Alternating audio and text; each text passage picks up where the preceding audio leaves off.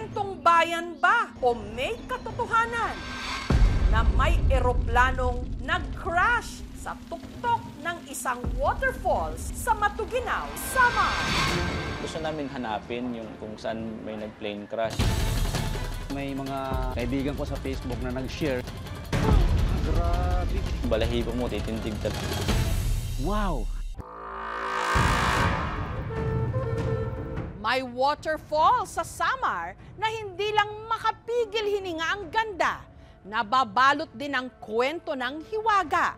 Sa tuktok daw kasi nito, di umano, may bumagsak na eroplano. Sa tuktok ng bundok na ito sa Matuginaw, Samar, natatagpuan ang pinakamataas na talon sa buong probinsya. Kung titignan sa drone, ang tubig na bumabagsak mula rito, isang napakahabang puting guhit.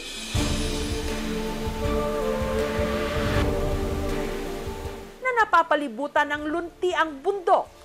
Sa nakakalula nga nitong taas na 2,600 feet, ang tubig mula rito hindi na raw halos umaabot o bumabagsak sa lupa. Ito ang napakagandang Hinuplacan Falls. Hinuplacan was discovered last 2020. Ito po ay kabahagi o kaparti ng ating municipal tourist attraction.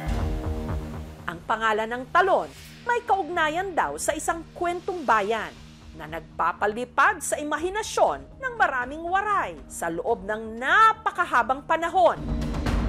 Ang ibig sabihin kasi ng hinuplakan, binagsakan. Ayon kasi sa mga kwento-kwento, ilang dekada nang nakararaan, ang tuktok ng talon, di umano, ang siyang pinaglandingan noon ng isang nag-crash na eroplano. And according to the news, the pilot is very drunk. The airplane sank on Mount Hinuplacan. Bungkag ang eroplano.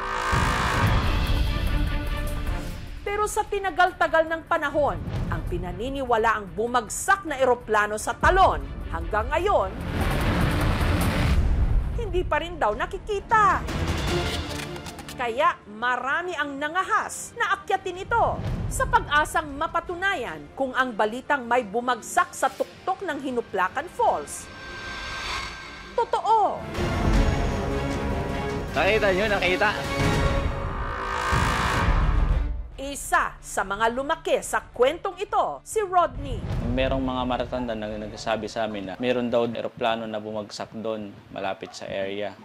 Hanggang nitong 2020, ang Mount Hinuplacan opisyal na binuksan ng lokal na pamahalaan ng Matuginaw sa mga bisita. Kaya si Rodney, isinakatuparan na ang matagal niyang plano. So ito na ang daan, kuya? Okay. Dahil kabubukas pa lang ng bundok nung umakyat sina Rodney, ang trail napakasukal. Kaya ang kanilang hike patungo sa summit, pahirapan. Ganda ako pa ito. May bahagi pa nga ng trail kung saan sila'y nadulas at napakapit na lang sa mga sanga at ugat ng puno. Matapos ang 4 na oras, sa wakas, narating ng grupo ang summit ng Mount Hinuplacan. Talagang namanga kaming lahat kasi sobrang taas talaga. Balahibo mo, titindig talaga pag andun ka sa taas. Gusto namin hanapin yung kung saan may nag-plane crash. Wala kaming nakita debris. Ang kwento ng di umano bumagsak na eroplano, pumukaw rin sa interes ng vlogger na si Arnold. Narinig ko na ito kasi may mga kaibigan ko sa Facebook na nag-share patungkol dito. Kaya inakyat niya rin ito. Si Arnold na kaya ang makakatunton sa di umano pinagbagsakan ng eroplano sa Hinuplacan Falls? Alas 8 ng umaga nung sinimulan ni Arnold ang kanyang hike. Dito na kami sa may police station at dito na kami magsisimulang mag-hike papunta ng Hinuplacan. Average na lakad is 3 to 4 hours. Nagsisimula pa lang kami pero wasak agad ng tuhod. Ito daw yung isa sa pinakamahirap na daan, mga siguro 300 meters na slope. Ay, hindi pa rin siya pwede sa mga beginners na walang karanasan sa pag-akyat ng bundok. May mga ugat na pwede mong hawakan na hindi ka mahuhulog. Pero mahirap pa rin. Almost 3 hours na kami naglalakad dito para sa kagubatan.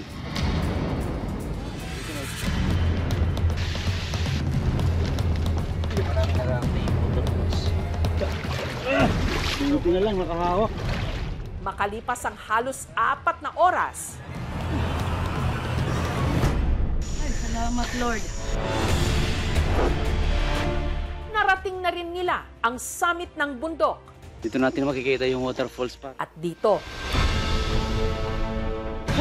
Ang taas! nalula sila sa taas at ganda ng talon. Ah, grabe!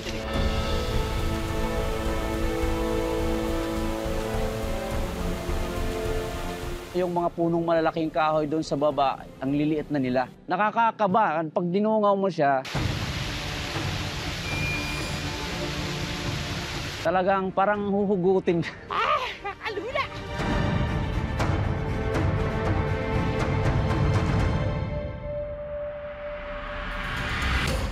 Si Arnold hindi na nagsayang pa ng oras.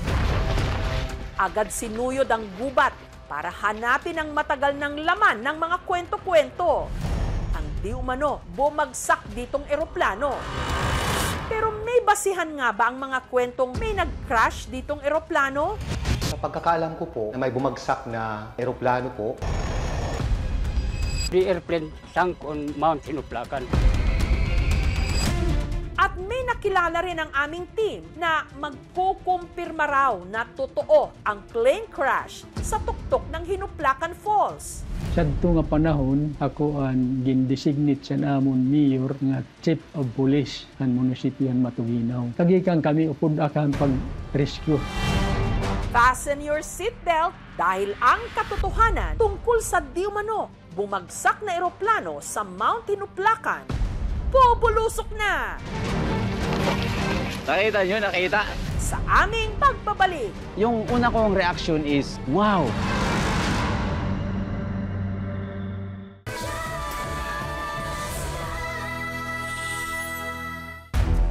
May kwentong bayan na matagal nang nagpapalipad sa imahinasyon ng mga tiga-Matuginaw sa Samar. Di umano sa tuktok ng pinakamataas na talon o waterfall sa kanilang probinsya, ang Hinuplakan Falls. May bumagsak daw noon na eroplano na hanggang ngayon hindi pa nakikita.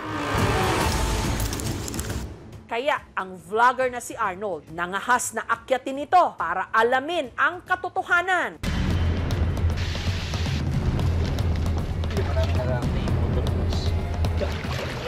Makalipas ang ilang oras na buwis buhay nilang trek, Ay, salamat Lord. narating na rin nila ang summit ng bundok. Dito natin makikita yung waterfalls.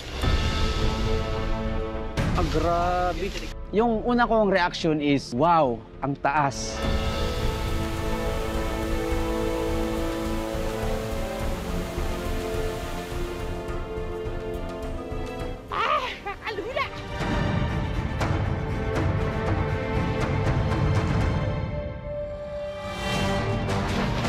Sinuyod niya agad ang gubat. Nakita nyo, nakita? Pero bigo siyang makahanap ng anumang debris ng bumagsak na eroplano. Natabunan na nag-landslide siya. Yung ibang debris, kinuha na daw ng mga matatanda. No?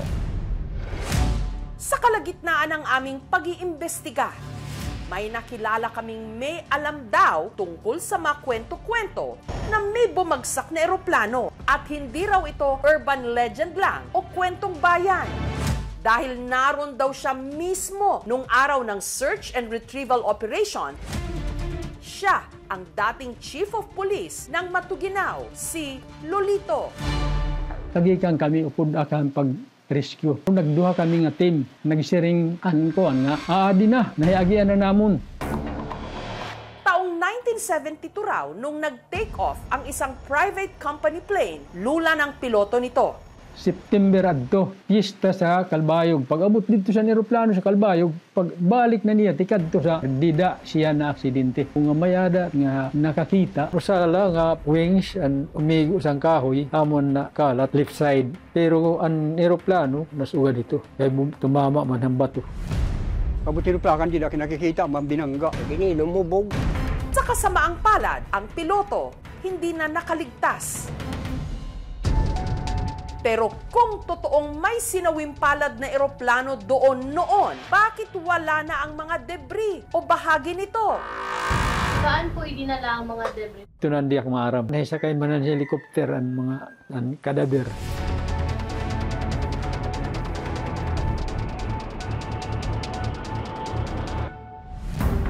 Samantala, para makumpirma ang impormasyong ito, sumangguni rin ang aming team sa Civil Aviation Authority of the Philippines. Pero, For your reference, please note that Aircraft Accident Investigation and Inquiry Board's investigation records began in 1981. samantala, ang pamunuan ng bayan ng Matuginaw may paalala sa mga gustong umakyat ng bundok. Dapat may coordination po yung mga hikers, yung mga cavers na pupunta doon. Kasi we are preserving our nature. Hindi lahat ng kwentong bayan, kwentong barbero lang. Ngayon, ating napatunayan na ang kwento tungkol sa bumagsak na eroplano sa bahaging ito ng Talon sa Samar, hindi lang nilikha para magpalipad ng imahinasyon, kundi beripikado talagang impormasyon. Thank you for watching, mga kapuso. Kung nagustuhan niyo po ang videong ito, subscribe na sa GMA Public Affairs YouTube channel. And don't forget to hit the bell button for our latest updates.